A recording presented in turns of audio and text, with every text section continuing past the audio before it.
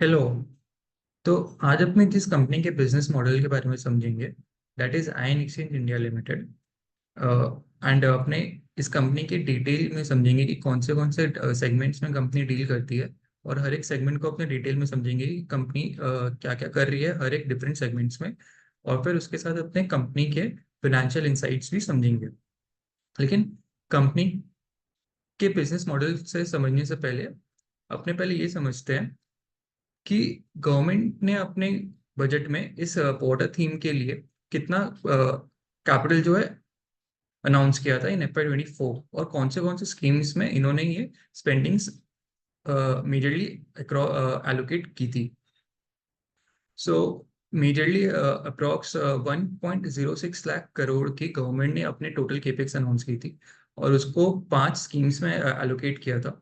तो अराउंड 70,000 करोड़ जो है वो जल जीवन मिशन के लिए एलोकेट किया था, जिसमें कि गवर्नमेंट का मिशन ये था कि हर एक रूरल हाउस होल्ड में टैप वाटर होना चाहिए।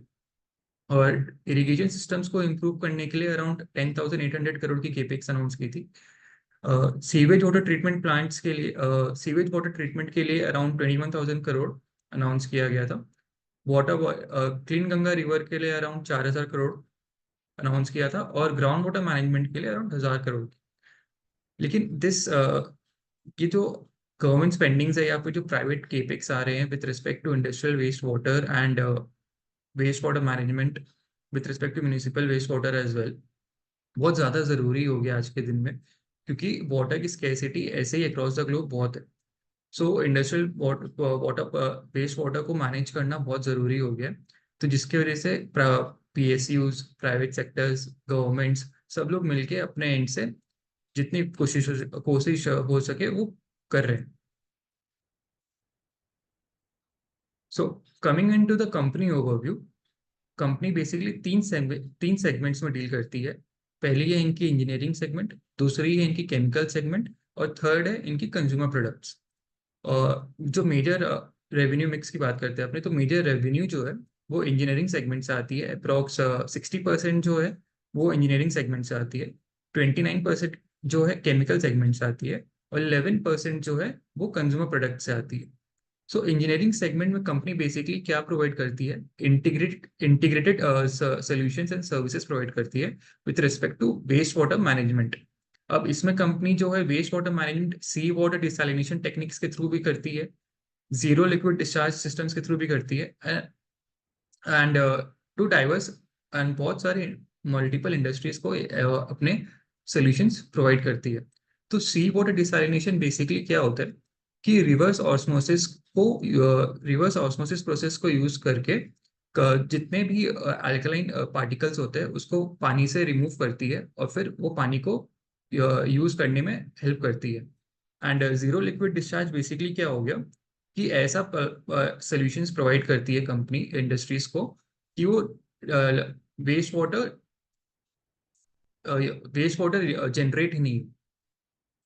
जो उनकी दूसरी बिजनेस सेगमेंट है वो केमिकल सेगमेंट है, और जिसमें कंपनी बेसिकली रेजिन्स को मैन्युफैक्चर करती है एंड उनको बेचती है, एंड अदर स्पेशलिटी केमिकल्स बनाती है और बेचती है, जिससे कि जो वाटर की जो यूसेज है वो ज़्यादा हो सके और वो रिसाइकल होकर यूज़ कर सके। थर्ड जो सेगमेंट है कंपनी की वो कंज्यूमर प्रोडक्ट्स है, जिसमें कि company safe RO water purifiers या फिर ड्रिंकिंग वाटर्स जो है प्रोवाइड करती है, पैकेज ड्रिंकिंग वाटर्स जो है प्रोवाइड करती है to various industries as well. अब कंपनी के अगर अपने क्लाइंट्स के बारे में बात करते हैं, तो कंपनी के पास इंडस्ट्रियल क्लाइंट्स भी है, इंस्टीट्यूशनल क्लाइंट्स भी है, एंड इंटरनेशनल क्लाइंट्स भी है। कंपनी की हेडक्वार्टर्स जो है बॉम्बे में लोकेटेड है। 7 मैन्युफैक्चरिंग प्लांट्स है कंपनी के अक्रॉस इंडिया। एक मैन्युफैक्चरिंग फैसिलिटी इनकी पोर्टुगल में भी है, और एक असेंबली फैसिलिटी ईच इनकी UAE, Indonesia, Bangladesh and Saudi Arabia में भी है। पोर्टुगल में जो इनकी मैन्युफैक्चरिंग फैसिलिटी है, कंपनी ने अभी रिसेंटली इसको एक्वायर किया FY 24 में। कंपनी के पास अपने इन हाउस R&D फैसिलिटीज है, अराउंड 50 पेटेंट्स है कंपनी के पास। और कंपनी जो है मेजरली जो एक्सपोर्ट्स में डील करती है, that is mainly in the markets of middle east, European countries, UK, USA and Canada Canada and South Africa regions. अगर एक्सपोर्ट इस डोमेस्टिक की रेवेन्यू मिक्स की अपने अगर बात करते हैं, तो अराउंड 22% जो है वो एक्सपोर्ट से आती है, एंड 78% जो है वो आपकी डोमेस्टिक सेल्स से आती है। Coming into the engineering segment of the business, as on 31 March 2024, जो कंपनी की बिड पाइपलाइन थी वो थी अराउंड 8,716 करोड़ की। वो उसमें से अगर अपने मेजर पोर्शंस देखेंगे तो मेजर पोर्शन जो है वो आपके प्राइवेट सेक्टर एंटरप्राइजेस या फिर पब्लिक सेक्टर यूनिट से ही थी, and those all belonged to आपके industrial plants, industrial waste water management, and government orders या फिर म्यूनिसिपल वेस्ट वाटर मैनेजमेंट से पाइपलाइन जो है वो बहुत इंसिग्निफिकेंट अमाउंट की थी। एंड मेजरली जो है अराउंड 77% जो है डोमेस्टिक बिड पाइपलाइन है, एंड 27% जो है वो आपके एक्सपोर्ट मार्केट से थी। और इंजीनियरिंग टोटल ऑर्डर बुक अगर अपने देखेंगे 31 मार्च 2024 की, तो वो थी अराउंड 3,500 करोड़ की। और उसमें से अगर अपने दो प्रोजेक्ट्स जो है कंपनी के वो पहले से है, दैट इज श्रीलंका की एक प्रोजेक्ट है जो कि 196 करोड़ की है, एंड यूपी एंड दिल्ली में जल निगम प्रोजेक्ट्स है जो कि अराउंड 830 करोड़ की है। अगर अपने टेन्योर की बात करते हैं कि जो भी प्रोजेक्ट्स कंपनी को मिलती है, अगर छोटे प्रोजेक्ट्स होते हैं तो कंपनी उसको 3 to 6 मंथ्स में क्लोज कर देती है, लेकिन अगर बड़े प्रोजेक्ट्स होते हैं तो कंपनी को अराउंड 6 to 18 मंथ्स लगते हैं उसको क्लोज करने के लिए। एंड इलेक्ट्रिक व्हीकल इंडस्ट्री से एंड सेमीकंडक्टर इंडस्ट्री से भी कंपनी के पास ऑर्डर्स आ रहे हैं, and they are ready to back those orders as well. और 2024 में कंपनी ने इंटरनेशनल ऑर्डर्स भी क्लेम किया था Q4 में। एफ 24 के Q4 में दो इंटरनेशनल ऑर्डर्स भी कंपनी को मिले थे, यूएई एंड सऊदी अरेबिया से, of amount 250 crore and 120 crore respectively. And during Q4 F24 company ने कुछ एडिशनल कॉस्ट इनकर किया था under the engineering segment with respect to one of the projects, जो कि जिसके वजह से उनकी मार्जिन्स जो है हिट हुई थी। और इनकी एक सब्सिडेरी में भी कुछ इंफ्रास्ट्रक्चर कॉस्ट जो है ज़्यादा हो गए थे on the execution of due to the execution of large orders. और ये जो मार्जिन्स की इनको हिट मिली है वो आपको कमिंग 1 to 2 क्वार्टर्स में देखने को मिल जाएगा कि मार्जिन्स इनकी हिट हुई है। फिर जो इनकी श्रीलंका की प्रोजेक्ट है वो टाइम पे कंप्लीट नहीं हो पा रही है because of the geopolitical issues जो कि श्रीलंका में चल रहे हैं। सो कंपनी का मैनेजमेंट का ये बोलना था कि Q1 FY25 या फिर अर्ली मंथ्स ऑफ FY25 में ये प्रोजेक्ट इनकी क्लोज हो जाएगी। एंड इस प्रोजेक्ट के अगेंस्ट में कंपनी ने कोई भी प्रोविजंस नहीं बनाया था क्योंकि ये जो प्रोजेक्ट है वो एग्जिम बैंक के थ्रू फंडेड है, तो कंपनी को कोई भी क्रेडिट रिस्क इस प्रोजेक्ट में इन्वॉल्व नहीं है। और जो प्रोजेक्ट्स यूपी एंड दिल्ली से जो जल निगम प्रोजेक्ट्स है जो कंपनी को मिले हैं, वो मैनेजमेंट ने बोला कि FY25 तक 830 करोड़ के जितने भी प्रोजेक्ट्स हैं वो सारे क्लोज हो जाएंगे। और ये जो नंबर्स है ये आपको इतने ज्यादा इसलिए दिख रहे हैं क्योंकि FY24 में कंपनी को वापस से ऑर्डर्स रिसीव हुए थे गवर्नमेंट के एंड से, सो वो इंक्रीज हो गए थे, and this would be completed by the company at the end of FY25। फिर कंपनी के पास इस प्रोजेक्ट के ऑपरेशन एंड मेंटेनेंस अग्रीमेंट भी है for the 10 years after the completion of engineering segment. फिर FY25 में company management good growth expect कर रही है under this segment, as they have a strong order backup from the as they're expecting growth from the government's PSU and private sectors along with the opportunities in infrastructure segment, and also working on reducing cost overruns in projects. Waste to energy segment is also another segment which they are looking for. और अगर अपने इसकी market size की बात करें तो मोटा मोटी अराउंड 1,500 करोड़ की इसकी मार्केट साइज है, and there already the company had already executed one project and they are looking forward to enhance in this segment. Coming to the chemical segment में F24 में वॉल्यूम लेड ग्रोथ ज्यादा थी rather than the price led growth, and it is one of the primarily focus segment of the company. क्यों? क्योंकि इसमें margin जो है company ज्यादा बनाती है with respect in comparison to other two segments, that is engineering and the consumer products. And company ने इसमें बहुत सारे वैल्यू एडेड प्रोडक्ट्स भी बनाए हैं जिसके वजह से कंपनी ज़्यादा मार्जिन इसमें क्लेम कर सकती है। अगर अपने रॉ मटेरियल सोर्सिंग की बात करेंगे तो कंपनी रॉ मटेरियल्स इंटरनेशनली भी सोर्स करती है एंड नेशनली भी सोर्स करती है। और जो इनके मेजर प्रोडक्ट्स होते हैं those are mainly petroleum based products. And किसी एक वेंडर में कंपनी डिपेंडेंट नहीं है, मल्टीपल वेंडर्स है अक्रॉस मल्टीपल कंट्रीज। फिर कंपनी जो मेजर केमिकल्स बनाती है वो रेजिन्स मैन्युफैक्चर करती है। अब रेजिन्स जो है बहुत सारे इंडिया में चाइना से भी बहुत क्वांटिटी में इंपोर्ट होते हैं, बहुत क्वांटिटी में इंपोर्ट होते हैं। एंड कस्टम्स चाइना से इंपोर्ट करने से कस्टम ड्यूटी लगती है इंपोर्टर्स को 8.25% की। लेकिन आज के दिन में अभी भी कोई एंटी डंपिंग ड्यूटी या फिर डंपिंग ड्यूटीज नहीं लगी हुई है on the import of resins, क्योंकि जो लैंडेड प्राइस ऑफ रेजिन्स होते हैं वो मोटा मोटी इंडियन प्राइस के हिसाब से अगर कंपेयर करेंगे तो ज़्यादा का डिफरेंसेस आता, ज़्यादा परसेंटेज का डिफरेंस आता नहीं है प्राइस पे। अगर आने वाले टाइम पे अगर बहुत ज़्यादा इम्पैक्ट आएगा तो government might introduce some anti dumping duties और the dumping duties against the import of resins. और अगर अपने रेजिन्स की प्राइस के बारे में बात करते हैं तो price ranges around 100 to 250 depending on the quality of the resins. Company की अगर मार्केट शेयर की अपनी बात करेंगे अंडर द केमिकल सेगमेंट तो डोमेस्टिकली इनकी मार्केट शेयर अराउंड 40% की है and internationally in a single digit. और कंपनी की खुद की रेजिन मैन्युफैक्चरिंग प्लांट है इंडिया में, और उस प्लांट की कैपेसिटी भी कंपनी डबल कर रही है with backward integration facilities. Resin को बनाने के लिए जो मेजर रॉ मटेरियल यूज होता है दैट इज स्टेरिन। लेकिन जिस टेक्निक या फिर जिस जो बैकवर्ड इंटीग्रेशन कंपनी कर रही है वो स्टेरिन बनाने के लिए नहीं कर रही है, बल्कि एक ऐसा इनोवेशन टेक्निक यूज करेगी कंपनी आने वाले टाइम पे, जो कि मैनेजमेंट बोलती है कि अभी तक कोई भी कंपनी वो टेक्निक को यूज नहीं कर रही है and that will Outplay the quality of the resins among it's competitors.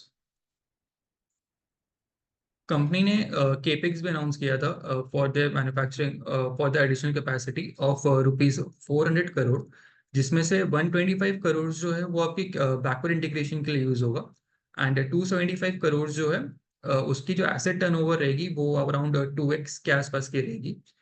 और जो केपेक्स वो फंड होगी, the capex would be funded 80% through debt and 20% through internal एक्रूवल्स।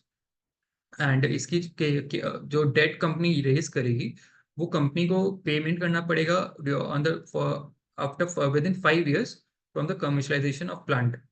और मैनेजमेंट बोलती है कि प्लांट जो है वो आपकी कमर्शलाइज हो जाएगी by FY 26 and the full it will take around 3 to 4 years for the full utilization of the plant, and in the first few years the plant would operate at 60 to 70% of their capacity। H2 FY 24 में अगर अपने chemical segment की demand की बात करेंगे तो international market से company को डिमांड दिखी थी एंड डिमांड आई भी थी। लेकिन मिडिल ईस्ट से इतनी ज़्यादा डिमांड कंपनी को नहीं दिखी थी, कंपनी को नहीं मिली थी। एंड शिपिंग टाइम्स जो है, जैसे अपने रेड सी चैलेंजेस के बारे में पढ़ रहे थे, तो रेड सी की वजह से शिपिंग टाइम्स जो है वो इंक्रीज हो जा रहे थे। And company caters to generally North American market, middle east and European markets widely. And this segment caters to international risk with respect to geopolitical issues। अगर geopolitical issues आपके कम रहेंगे तो कंपनी इस सेगमेंट में ज़्यादा अच्छे से ग्रो कर पाएगी। और कंपनी जो है अपने रीजन्स में प्रीमियमाइजेशन क्वालिटी जो है वो इंजॉय करती है in comparison to its competitors. और अगर अपने इनकी कस्टमर्स की बात करेंगे अंडर द केमिकल सेगमेंट तो कुछ कस्टमर्स कॉन्ट्रैक्चुअल बेसिस में है एंड कुछ कस्टमर्स नॉन कॉन्ट्रैक्चुअल बेसिस में भी है। और जो कॉन्ट्रैक्चुअल बेसिस में है उनकी टेन्योर जो है अराउंड 1 to 3 years के आसपास की है। Q2 FY 24 में कंपनी ने एक पोर्तुगीज कंपनी को एक्वायर किया था जिसका नाम मैप्रिल बोल के MAPRIL। एंड बेसिकली इनको अपने यूरोपियन मार्केट्स में केमिकल सेगमेंट को मार्केट करके वहां पे इनको इंक्रीज करना था। और FY 24 में इस कंपनी ने अराउंड 92 करोड़ की टॉप लाइन दी थी and with a positive PBT levels. And chemical segment में कंपनी को green hydrogen and semiconductor project से भी फायदा हो सकता है। Coming to the consumer product segment, company ने रिसेंटली कंपनी अपने ब्रांड नेम 0B के नाम से इस प्रोडक्ट को बेचती है। एंड अगर इसकी अपने इंडस्ट्री साइज की बात करेंगे आरओ प्यूरिफायर की, तो उसकी market in India around 10,000 crore की है। And these are varied across multiple industries और सेक्टर्स, लाइक होटल्स में भी यूज आते हैं, स्पास में भी यूज आते हैं, एजुकेशन इंस्टीट्यूशन में भी यूज आते हैं, रेलवेज में भी यूज आते हैं। रेलवेज में आपको एक मैं बताता हूँ कि मैं कोलकाता से राजस्थान ट्रैवल कर रहा था, तो मल्टीपल स्टेशन में मैंने देखा था कि आरओ प्लांट लगे हुए थे। तो उससे फायदा क्या हो रहा था कि बॉटल्स जो है वो रियूज हो रही थी, प्लास्टिक बॉटल्स जो है वो रियूज हो रही थी, और कॉस्ट भी है, कॉस्ट जो है वो कंज्यूमर की 50% कम लग रहे थे। तो जो 1 लीटर पानी का बॉटल जो 10 रुपए का आता है, वो उस आरओ प्लांट में अपने को 5 रुपए में मिल रही थी। सो और गवर्नमेंट और एम्प्लॉयमेंट भी वहां से जनरेट हो रही थी। तो ये फायदा है वो कंज्यूमर सेगमेंट्स को डील करने का, अगर वो आरओ प्लांट्स भी वहां पे बिठाते हैं तो। And multiple channels are used for distribution in consumer segment. अब प्यूरिफायर्स को बनाने के लिए, मशीन्स आरओ प्यूरिफायर्स को बनाने के लिए छोटे प्यूरिफायर्स भी लगते हैं और बड़े प्यूरिफायर्स भी लगते हैं। तो स्मॉल इक्विपमेंट्स में जो प्यूरिफायर्स लगते हैं, वो कंपनी जो है बाहर से आउटसोर्स कर लेती है। और बड़े इक्विपमेंट्स के लिए जो प्यूरिफायर्स लगते हैं वो कंपनी इन हाउस मैन्युफैक्चर करती है। And this segment had led to the volume growth in FY 24 as well. तो इसके रिटर्न्स जो थे वो नेगेटिव थे, क्योंकि company are incurring expenditure towards its advertisement and infrastructure development. And going forward, company is expecting a good growth from this segment with respect to price led as well as volume growth. Gross margins जो इस segment में positive थे, and in future this segment will generate higher returns. Company के अगर अपने financial highlights के बारे में बात करते हैं, तो एम्प्लॉय कॉस्ट जो है कंपनी की इंक्रीज हुई थी during the year, as they are winning much more contracts and they are expanding their business. In time to come, percentage to sales would come down, and the absolute numbers would remain the same as per the management. आप अगर इसकी company की working capital days देखेंगे, तो working capital days जो है वो company की इंक्रीज हुई है with in comparison to previous years. तो ये क्यों हुआ था? क्योंकि इनकी जो श्रीलंका की प्रोजेक्ट थी वो अराउंड $194 की थी, $194 million की थी, जिसमें से कंपनी को ऑलरेडी 20% एडवांस मिल चुका था। एंड अभी जो है ये प्रोजेक्ट जो है कंप्लीशन के स्टेज में है। तो इसके वजह से जो वर्किंग कैपिटल या कैश कन्वर्जन साइकिल है वो आपको बड़ी हुई दिख रही है। And the normalisation of working capital days जो है, नॉर्मल वर्किंग कैपिटल डेज जो है that would be around 70 to 75 days going forward. And company जो है हेजिंग पॉलिसी यूज करती है to cover its position. Advance and unearned revenue की अगर अपने बात करेंगे, तो customer advance as on 31 March 2024 was rupees 180 crore and earned revenue was rupees 224 crores.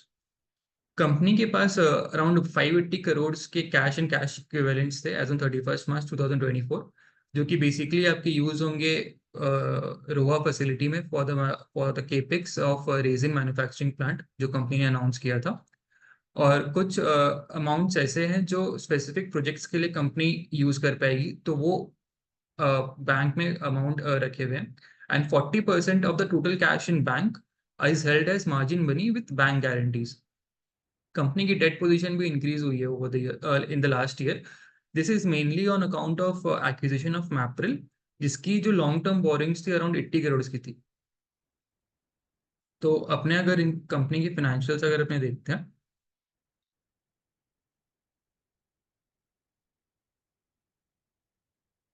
तो ओवर द इयर्स रेवेन्यू जो है कंपनी के इंक्रीज हुए हैं। सो 3 years कंपाउंडेड ग्रोथ जो है कंपनी की सेल्स ग्रोथ अराउंड 17% की है, और ट्रेलिंग 12 months में 18% की है। प्रॉफिट ग्रोथ भी कंपनी की आई थी, is around 10% in the last 3 years। Last year company की कोई प्रॉफिट मार्जिन नहीं आए थे। उसके रीजन बेसिकली अपने सेगमेंट वाइज में जब अपने एक बात किए थे, तो उसमें अपने कवर कर लिए थे कि Q4 में मेजरली जो है मार्जिन इम्पैक्ट आया था आपका इंजीनियरिंग सेगमेंट में, क्योंकि एक्स्ट्रा कॉस्ट उनकी इनकर हो गई थी in one of the projects, and in subsidiaries में भी उनके इंफ्रास्ट्रक्चर कॉस्ट इंक्रीज हो गए थे।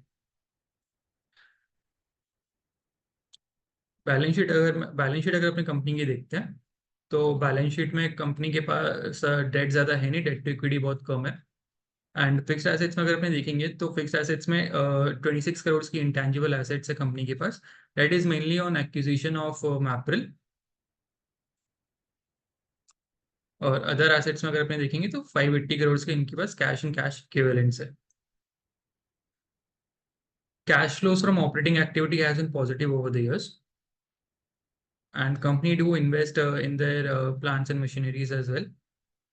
Debtor days जैसे आप देख रहे हैं, वर्किंग कैपिटल डेज जो है इनकी लास्ट फ्यू ईयर्स में कुछ नेगेटिव्स थे, लेकिन इस साल इनकी पॉजिटिव हो गई है।